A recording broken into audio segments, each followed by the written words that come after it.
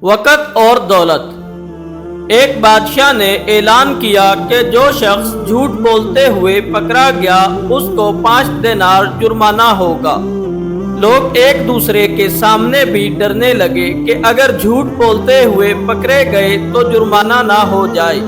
ادھر بادشاہ اور وزیر بھیس بدل کر شہر میں گھومنے لگے۔ جب تھک گئے تو آرام کرنے کی غرض سے ایک تاجر کے پاس ٹھہرے۔ اس نے دونوں کو چائے پلائی۔ بادشاہ نے تاجر سے پوچھا تمہاری عمر کتنی ہے؟ تاجر نے کہا 20 سال۔ تمہارے پاس دولت کتنی ہے؟ تاجر نے کہا 70,000 دینار۔ بادشاہ نے پوچھا تمہارے بچے کتنے ہیں؟ تاجر نے جواب دیا 1۔ واپس آ کر انہوں نے سرکاری دفتر میں تاجر کے کوائف اور جائیداد کی پڑتال کی تو اس کے بیان سے مختلف تھی۔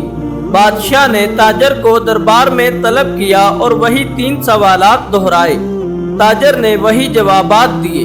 بادشاہ نے وزیر سے کہا اس پر 15 دینار جرمانہ عائد کر دو اور سرکاری خزانے میں جمع کرا دو، کیونکہ اس نے 3 جھوٹ بولے ہیں۔ سرکاری کاغذات میں اس کی عمر 35 سال ہے۔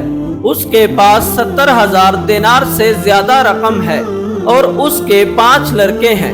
تاجر نے کہا زندگی کے 20 سال ہی نیکی اور ایمانداری سے گزرے ہیں، اسی کو میں اپنی عمر سمجھتا ہوں، اور زندگی میں 70,000 دینار میں نے ایک مسجد کی تعمیر میں خرچ کیے ہیں، اس کو اپنی دولت سمجھتا ہوں، اور 4 بچے نالائق اور بد اخلاق ہیں، ایک بچہ اچھا ہے، اسی کو میں اپنا بچہ سمجھتا ہوں۔